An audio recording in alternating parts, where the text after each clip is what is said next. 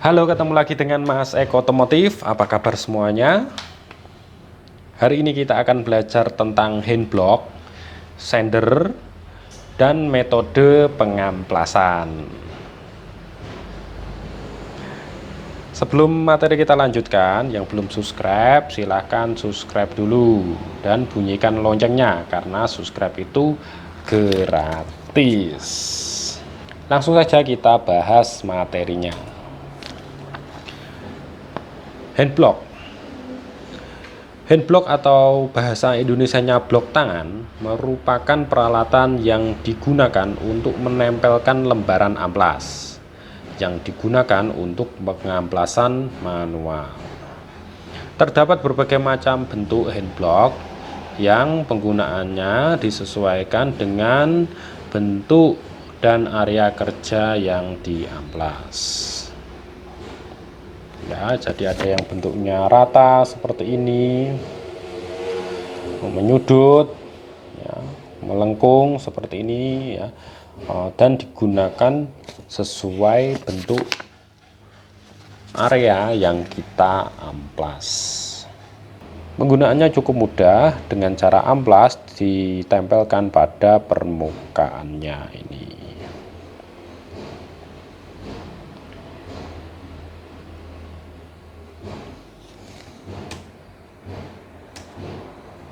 Sender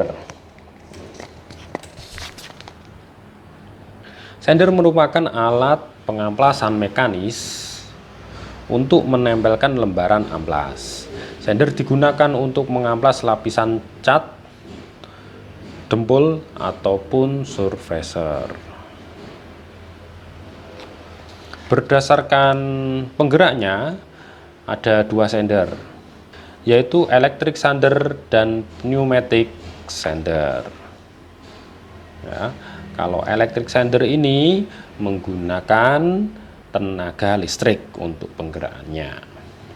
Kalau pneumatic sander bergerak menggunakan udara bertekanan. Dan yang biasa digunakan untuk pekerjaan permukaan pada perbaikan bodi otomotif itu adalah pneumatic sander. Ya, karena mungkin lebih awet pneumatic sander ini daripada electric sander. Ya, kita tahu sendiri pada pekerjaan bodi kadang ada debu, kadang ada cairan atau air yang bisa merusak motor yang ada pada electric sander ini. Tetapi tidak jarang juga, sering juga saya mendapati electric sander ini pada bengkel-bengkel. Ya, tergantung bengkel tersebut memiliki kompresor atau tidak yang bisa digunakan untuk menggerakkan pneumatic sander. Jenis sander menurut gerak padnya terbagi menjadi 3. Yang pertama adalah sander single action.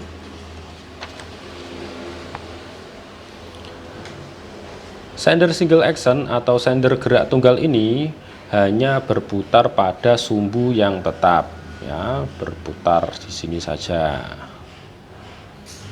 Sander ini memiliki gaya pengikisan yang kuat sehingga banyak digunakan untuk pengupasan cat. Ya, jadi sander ini biasanya digunakan untuk mengupas cat. Ya, mengupas cat itu ukuran amplasnya berapa? 60 sampai 80.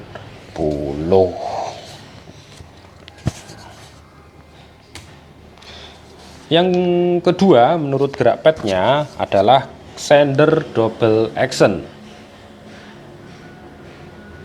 atau sander gerak ganda. Padnya bergerak membentuk lingkaran kecil, di samping itu juga berputar pada titik sumbunya. Gerakan sander gerak ganda merupakan kombinasi gerakan sander gerak tunggal dan sander gerak orbital. Gaya pengikisannya medium. Sander pad dapat diganti, pad yang keras digunakan untuk membentuk dempul dan meratakan permukaan, sedangkan pad yang lebih lunak digunakan untuk scuffing ya. Jadi ada dua padnya, yang pertama adalah keras seperti ini digunakan untuk meratakan dempul. Terus yang kedua lunak, biasanya ada seperti sponnya, itu digunakan untuk melakukan scuffing. Nah, di sini ada selangnya. Selang ini digunakan untuk menghisap debu yang ada pada permukaan panel atau debu pengamplasan. Dihisap, dialirkan keluar area kerja atau saringan biasanya.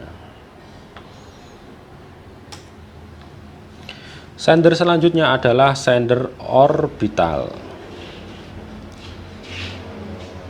Sander ini memiliki pad yang berputar membentuk lingkaran kecil.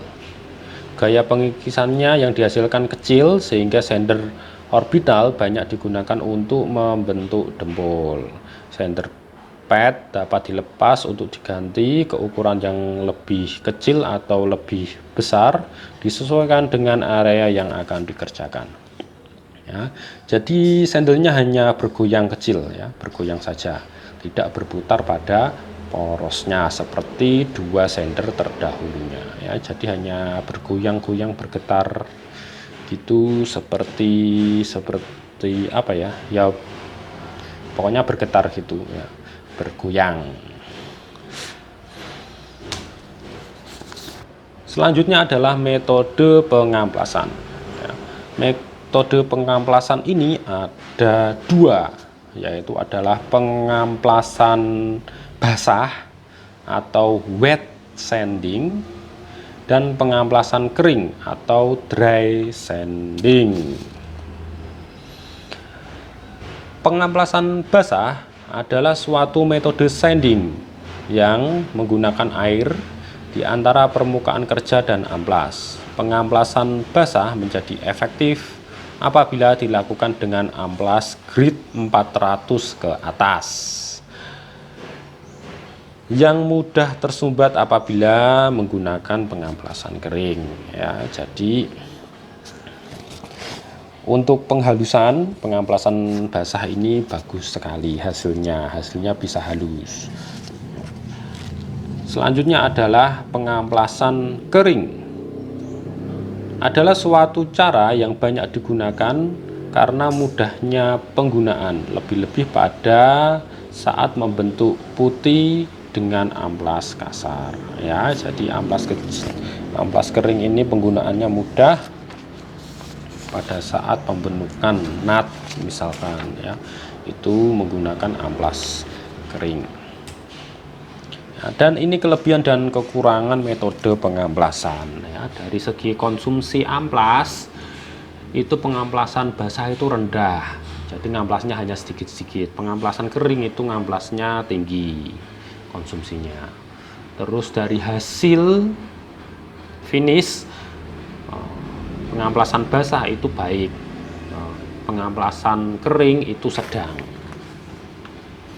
Dari segi kemudahan penggunaan, pengamplasan basah itu sedang, pengamplasan kering itu baik ya. Jadi ini bertolak belakang ya, hasil dan proses ya. Hasil prosesnya lebih bagus yang kering, tapi hasilnya lebih bagus yang basah.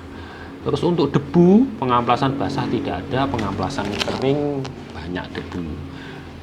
Fasilitas diperlukan penggunaan air pengamplasan basah. Jadi kalau tidak dikasih kisi-kisi bagian bawahnya itu nanti akan becek. Dan pengamplasan kering biar tidak berdebu diperlukan dust collection dan peralatan ventilasi. Terus pengeringan setelah pengamplasan. Pengamplasan basah itu diperlukan pengeringan, pengamplasan kering tidak diperlukan. Tipe amplas yang digunakan, jadi tipe amplasnya itu sendiri-sendiri. Ada tipe pengamplasan basah dan juga ada tipe amplas kering ya. Jadi jangan sampai salah amplas. Amplas kering digunakan untuk amplas basah ya rusak ya, begitupun sebaliknya. Terus yang recommended untuk saat ini itu pengamplasan kering atau basah. Ya, menurut berbagai sumber dari teman Mas Eko yang ada di bengkel resmi itu menggunakan dry sanding atau pengamplasan kering. Bahkan mereka memiliki jargon no water no problem. Ya, kenapa kok mereka merekomendasikan pengamplasan kering?